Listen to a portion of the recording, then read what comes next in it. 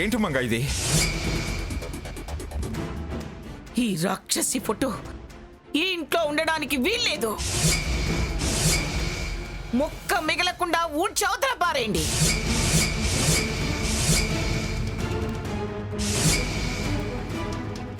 ఇప్పుడే దీని విషయం అటో ఇటో తేల్చేస్తాను. ఒసే స్వర్ణ, వాళ్ళ ప్రాణాలతో వీళ్ళ ప్రాణాలతో చెలగాటమాడి మమ్మల్ని దుఃఖంలో ముంచి చంపద్దు.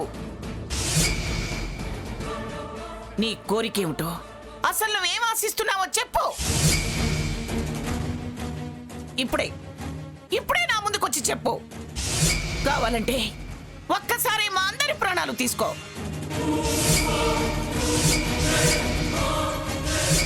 ఆనందంగా మా ప్రాణాలన్నీ నీకు అర్పించేస్తాం. మా చావు నీ కళ్ళు చల్లబరుస్తాయనుకుంటే అలాగే చేస్తాం. రావే, రా. ఏయ్ స్వర్ణ, నీ ఇష్టం వచ్చినప్పుడు వచ్చి మమ్మల్ని కష్టపెట్టడం కాదే. ఇప్పుడే ఈ క్షణమే రావాలి. నువ్వా నేనా తేల్చుకోవాలి. రా. మంగమ్మ ఎవరికి భయపడదు, దేనికి ఎవరికి తగ్గదు. రా. నీ కోరిక ఏదైనా సంతోషంగా ఇస్తాను.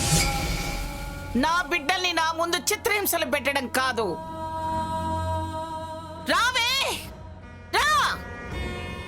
నిజంగా నీ భర్త మీద నీకు ప్రేమ మమకారం ఉంటే, నీ బిడ్డ మీద మమకారం ఉంటే రా.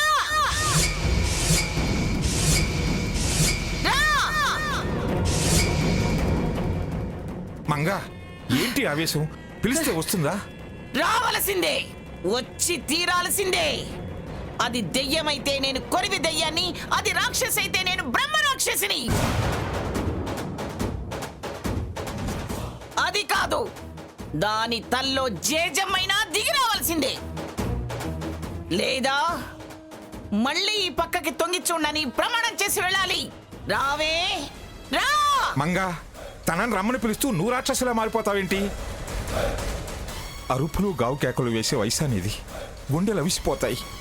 అరిస్తే ఆరోగ్యం పాడవుతుందే గాని తను వస్తుందో చెప్పు. అవును పిన్ని గారు, అది ఈసారి ఎవరి మీదకైనా వచ్చినప్పుడు మళ్ళీ రావడమా? దానికి అవకాశం ఇవ్వనుగాక ఇవ్వను. నా పిలుపుకే రాకపోతే మిగతా వాళ్ళ పిలుపుకి ఎలా వస్తుంది? రావే, రా. నువ్వు నిజంగా మంచిదానివైతే నిన్ను నువ్వు నిరూపించుకోవడానికి వచ్చి తీరాలి. కక్ష కట్టిన దానివే అయితే నీకు నచ్చిన శిక్ష ఎవరికి విధించదలుచుకుంటే అది విధించడానికైనా నువ్వు రావాలి.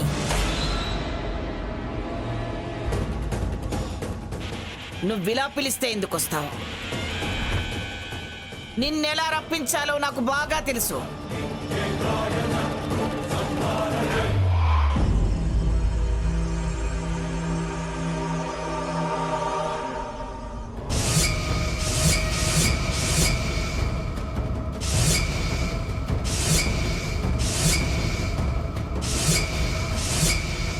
మంగా, దూరంగా జరగండి, దగ్గరికి రావద్దు. నేను నా ఇంటి కోడలిగా కోరుకున్నది సీతని, కానీ నా మనవణ్ణి ప్రేమించాను అన్నావు. వాడు ప్రేమించాడని చెప్తే వాడి మీద ప్రేమతో, సీత చెల్లెలే కదా అనే నమ్మకంతో కుదరదు అని అనలేకపోయాను. కానీ అటు ఆ కుటుంబానికి ఇటు ఈ కుటుంబానికి బతికినంత కాలం మనశ్శాంతి లేకుండా, కంటి మీద కునుకు లేకుండా చేసావు కదే. ఇప్పుడు చచ్చిపోయి కూడా కుమిలి కుమిలి ఏడ్చేలా చేస్తున్నావు. ఇవాళే తేలిపోవాలి. ఆత్మైనా అంతమైపోవాలి, లేదా నేనైనా చావాలి. మంగా, ఆగండి. నా ప్రాణాలతోనైనా నీకు ఆత్మశాంతి కలిగి మరో ప్రాణి జోలికి పోకుండా ఉండాలి. రా, ఎదురుగా వస్తావా, నా పీక కోసేసుకోమంటావా? పిన్ని గారు, ఆగండి. మేడం నుంచి ఆ గ్లాస్ తీసేయమన్నా. పిన్ని గారు, వద్దు అమ్మ పిన్ని గారు. వద్దమ్మా. రా, మంగ, నా మాట విను. అమ్మా నా మాట విను, మంగ. వదలండి. ఎవరు దగ్గరకు రావద్దు. మందాల్ని నాకు గుర్తు చేయకండి. చేసినా నేను అస్సలాగను. ఈ రోజు తాడో పేడో తేల్చుకొని తీరాల్సిందే. ఏమే, రా, వస్తావా, చావనా? గ్రాని అమ్మమ్మ గారు,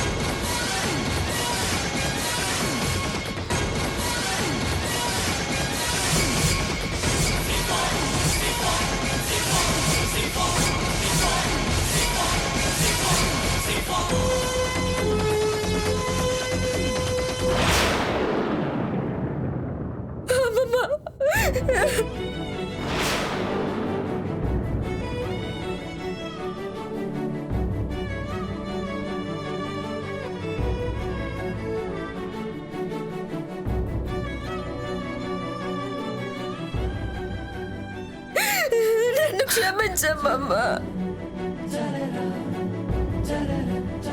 ఏమండి,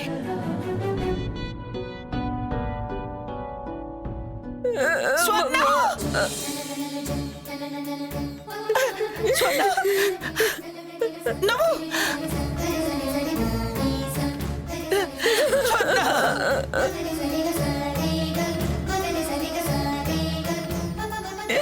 సఖి! సావిత్రి! సావిత్రి! మన స్వర్ణ బతికే ఉందిరా. అది బతికే ఉందమ్మమ్మ గారు.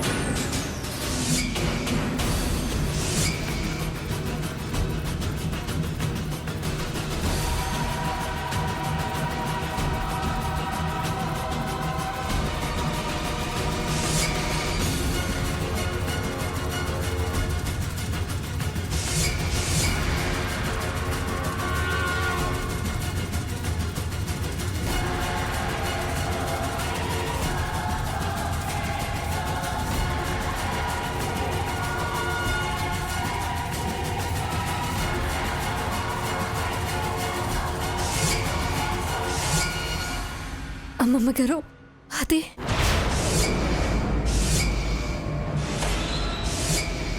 ఏమిటిదంతా? స్వర్ణ బతికుందని నీకు తెలుసన్నమాట.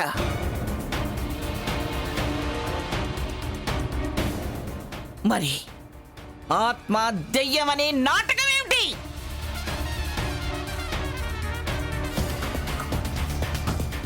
చనిపోయింది ఎలా బతికొస్తుంది? చెప్పు. క్షమించండి అమ్మమ్మ గారు. అసలు ఏం జరిగిందంటే, అక్క, నన్ను చెప్పనే. అమ్మమ్మ, ఆ రోజు గుడిమెట్లు ఎక్కాను.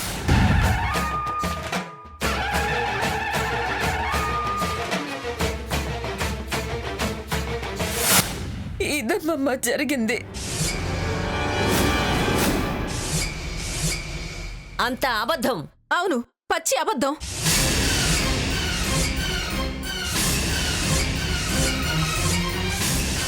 మేము దాన్ని కొండ మీద నుంచి నెట్టడం అబద్ధం. ఈ కథ అబద్ధం. అంతా కల్పించి చెప్తుంది సీత. అబద్ధం అన్నావంటే పళ్ళు రాల్తాయి. అప్పుడు కూడా మీరు ఇలా అంటారని నేను చెప్పలేదు. అబద్ధం కాకపోతే, ఇదంతా నీ రచన కాకపోతే ఆ శవం ఎక్కడి నుంచి వచ్చింది? ఈవిడ బతికెలా వచ్చింది? మమ్మల్ని బ్యాట్ చేయాలని అన్ని ఏర్పాట్లు చేసుకుని సత్యదేవత సత్యదేవత అని ఒక ప్లాన్ వేశారు ఈ అక్క చెల్లెళ్ళు. ముఖం పగిలిపోతుంది. ఏంటి మొహం పగిలేది? మేము నెడితే చావాల్సిందిగా. శవం ఇప్పుడు బతికి ఎలా వచ్చింది? వస్తుంది. దాని ఆయుష్ గట్టిది కాబట్టి, సాకేత్తో కలిసి బ్రతకాలని రాసుంది కాబట్టి. అమ్మమ్మ గారు, మీకు గుర్తుందా? స్వర్ణ మెట్లెక్కి వెళ్ళాక వీళ్ళిద్దరు మనందరికి ప్రసాదం తెచ్చిపెట్టారు.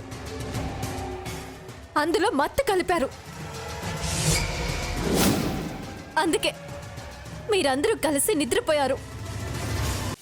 గుడి నుంచి ప్రసాదం తీసుకొచ్చాను, కనీసం ఇదైనా తినండి.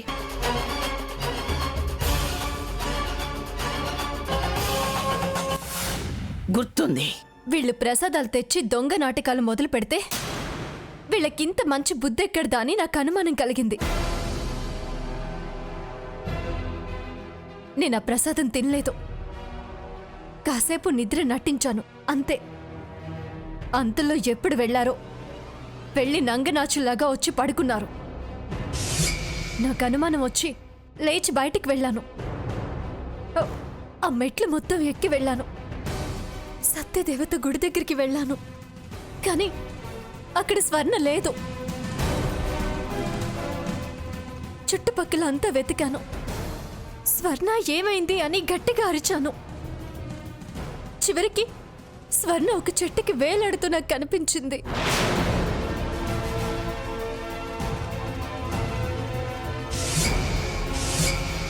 ఆ దేవుడి దయ ఉండి అదే సమయానికి ఆ కోయి వాళ్ళు అక్కడికి రావడం వల్ల వాళ్ళ సహాయంతో స్వర్ణని కాపాడుకోగలిగాను. అంతా కల్పితం కాకపోతే? మేం మత్తుమందు కలపలేదు, మాయా చేయలేదు.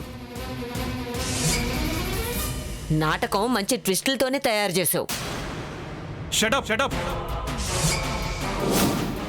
వదినని పూర్తిగా చెప్పనివ్వు. కల్పితము కథ అన్నావంటే నీ గొంతులో గాజు పెంకు గుచ్చేస్తా. జాగ్రత్త.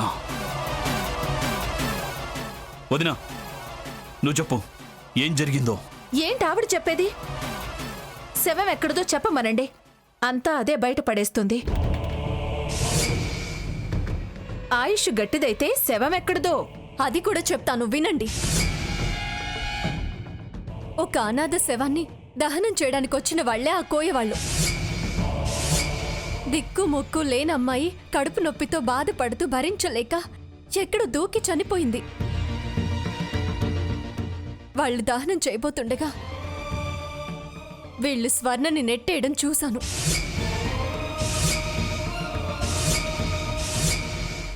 నేను వెళ్లేసరికి స్వర్ణ స్పృహలో లేదు.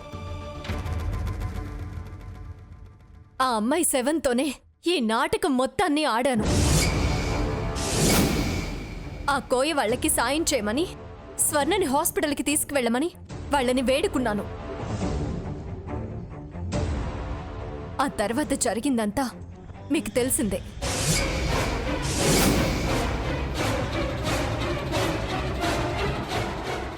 చంపేస్తా నిన్ను.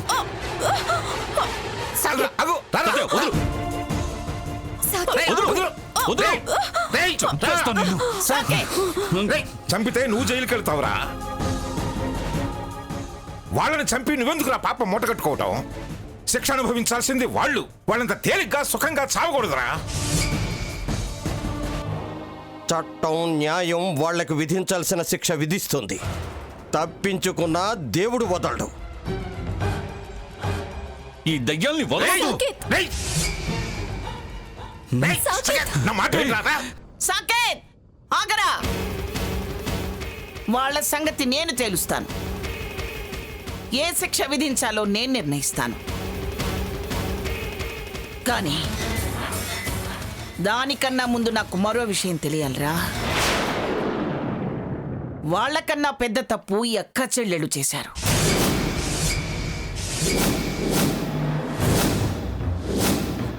ఎందుకు చేశారో తెలియాలి. ఎందుకు మనల్ని మోసం చేశారో తెలియాలి. అసలు ఇంత నాటకం ఎందుకు ఆడాల్సి వచ్చిందో చెప్పాలి. చెప్పవేం సీత, ఎందుకు నా దగ్గర ఈ విషయం దాచావు? మిమ్మల్ని మోసం చేయాలని దాచలేదు, వాళ్ళ నోటితోనే నిజం చెప్పించాలని దాచాను. వాళ్ళు నిజం చెప్పినా చెప్పకపోయినా నువ్వు చెప్పకపోవడం తప్పు సీత. కాదు, తప్పు కానే కాదు అమ్మమ్మ గారు. సమర్థించుకోకు సీత. అమ్మమ్మ గారు, ఇది సమర్థన కాదు, వాస్తవం. వాస్తవం దాచి సమర్థన కాదు అంటావేంటే? స్వర్ణ చచ్చిపోయిందని అందరం అంతలా కుమిలిపోతుంటే, మానసికంగా సాకేత్ నలిగిపోతుంటే, వాడు తాగుబోతైపోతుంటే నిజం దాస్తావా? నువ్వు అలా ఎలా మనసు దిటవు చేసుకోగలిగావు? నువ్వు నేను మెచ్చిన సీతవేనా? నాకు నచ్చిన సీతవేనా? నువ్వు దయ్యం నాటకాలు అట్టం ఏమిటే? నువ్వేనా మరెవరైనానా? ఏంటే, ఎందుకే ఇంత పెద్ద విషయాన్ని దాచావు? వాళ్ళ చేత నిజం చెప్పించడానికి ఎంత నరకం అనుభవించాల్సి వచ్చింది. ఇవాళ చూడు ఏం జరిగిందో, ఎంత నరకం అనుభవించాల్సి వచ్చిందో. అప్పుడే చెప్పుంటే వీళ్ళ అంతు ఆ క్షణంలోనే తేల్చేసుండేదాన్ని, ముష్టెత్తుకొని తిరిగేలా చేసుండేదాన్ని. దాచాల్సిన కర్మ నీకెందుకు వచ్చిందో చెప్పు సీత. కర్మ కాదు, మోసము కాదమ్మమ్మ గారు. నిజంగా నిజాన్ని వాళ్లతోనే చెప్పించాలని. అందుకు ఒక కారణం ఉంది. అప్పుడు స్వర్ణ ఉన్న పరిస్థితి వేరు. దాని మాట మీద మీలో ఎవ్వరికీ నమ్మకం లేదు. కట్టుకున్నవాడు కన్నవాళ్ళు మీరంతా దాన్ని అసహించుకుంటున్నారు. దాని ప్రార్థన, వాదన, విన్నపం ఎవరు విశ్వాసంలోకి తీసుకునే పరిస్థితిలో లేరు. ఈ రాక్షసులదే అప్పర్ హ్యాండ్ గా ఉంది. సాకేత్ కూడా తెలిసి చేశాడో తెలియక చేశాడో ఈ హంసకి వంత పాడాడు. సహజీవనం అన్నదాకా వచ్చాడు. స్వర్ణ ఎంత తాపత్రయపడుతుందో అంతకి రెట్టింపుగా వీళ్ళంతా ఏడిపించారు. మంచిది కాదని వరుసగా తన మీద నిందలు మోపారు.